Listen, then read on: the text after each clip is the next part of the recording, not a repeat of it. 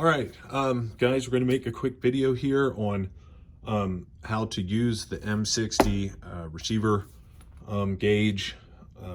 We've had a lot of requests for how to specifically use this armor's tool. It's been around forever, since the Vietnam War, and you know, they're still sold now and then, and it seems as though there's just a lot of people that don't know how to use them because they seem a little bit complicated. And of course, they don't come with any instructions. So for the purposes of this video, we have an M60 machine gun receiver here. I've already stripped it down. The gun will need to be stripped in order to use this gauge. And we'll get to that here in a moment. So what we have here is a new old stock USG issue M60 receiver gauge. It comes in a big green case like this. As you can see, the stock number is on the front there. This one is new old stock.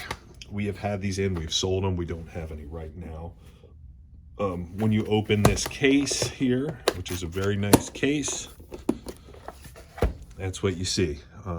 Again, as I mentioned earlier, these do not come with instructions. So we'll go over the contents of this, and then we'll show you quick on how to use it. So we'll call this a receiver rod for the purposes of this video.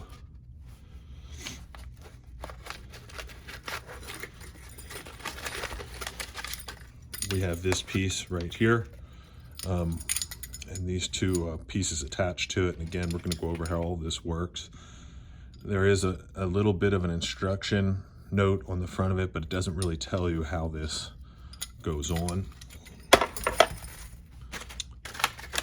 And then we just have this rod retaining piece, which is kind of like a buffer yoke. So I'll get this case out of the way. So we have our components laid out here from our armor's tool. We also have our strip receiver here. You know, what this gauge does is it checks the tolerances of the rear section on these machine guns. It's checking for a couple things. The primary purpose was to see if this is stretching, right? We've had a lot of guns come through here on repair. I've never seen a rear receiver that stretched out. But the military, you know, some of their guns have seen millions and millions of rounds, and that was an issue that they were having, which is why this tool came to exist. And secondly, what it also measures is any type of play in the rear section of this. So, you know, these rivets here can become weak over time, depending on how much people shoot or how hard a gun's been shot.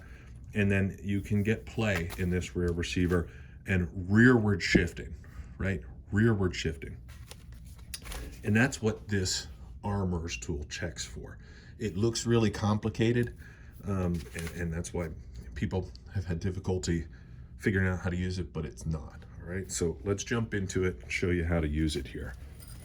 So we have this front piece, which is what has to go on the gun first. If you look at the bottom of it, you have these two tangs, and then you have one. This one long one goes up through the bottom of the receiver where the sear sits through. Okay, so once that's through, see, it's going right through the top. We want to align it with the top where your top cover hinge pin set goes. Or I'm sorry, yeah, top cover hinge pin goes. Then you have these two tools. One is longer than the other. You're going to take your short one first and put it through where the top cover hinge pin goes, and also through your tool that we just put on the receiver. See, it's a nice tight fit. Make sure it's seated all the way. We're then going to take our second one, our longer one, and put it through the bottom of this tool. And that goes through where the trigger group pins on. Okay, now this is fully installed here, if my pins would stay in.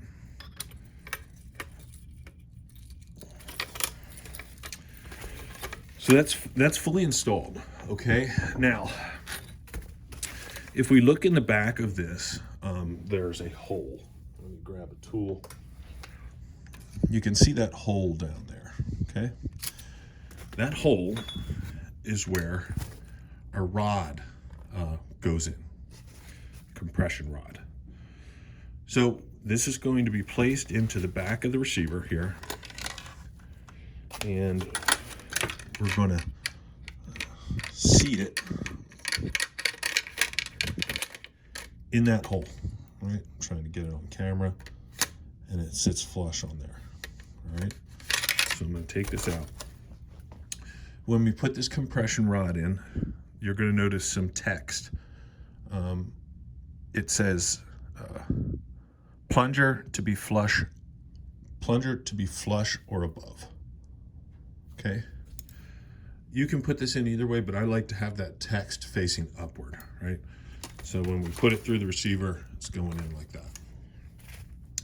This piece, which looks like a buffer yoke, is going to go through the buffer yoke slot, and it's going to sit to hold the tool in.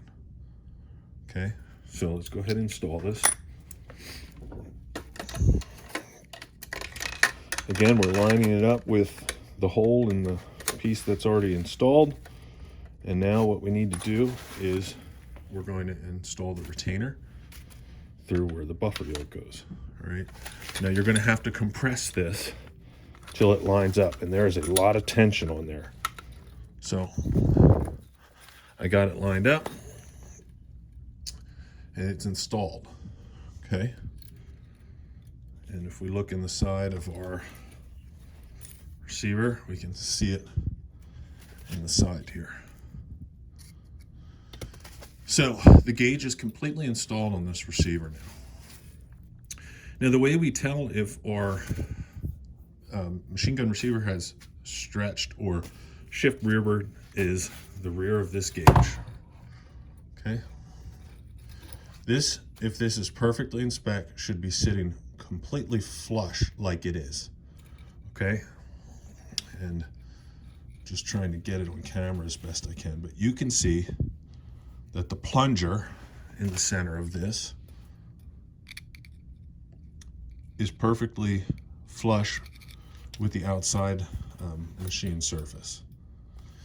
So what that's telling us is this receiver has not stretched, has not shifted. It is exactly where it's supposed to be. Okay, because if this has stretched, what you're going to see is this plunger here will not be flush. It'll be sunk into the rear of this compression rod, which is why the text on the top of this says plunger should be flush or above. Flush or above, okay? Because obviously when this stretches out, this is going to be the compression rod is going to be, extended further. So that is it. That is how this tool works. Again, it is, the government probably paid a lot of money to have these armorers tools made. They're great to have, right? Because as you just saw, it only takes a few minutes to get this on here and to check it to make sure that a receiver is in spec, and it gives you that peace of mind knowing that your gun is good to go as far as the rear receiver. So that's it. Thanks for watching. I appreciate all of the support, and those of you that purchase from us at BeltFeds.com. It's greatly appreciated, and you're the ones giving me the ability to continue to make videos like this, which we've been doing for over a decade now. All right, thanks.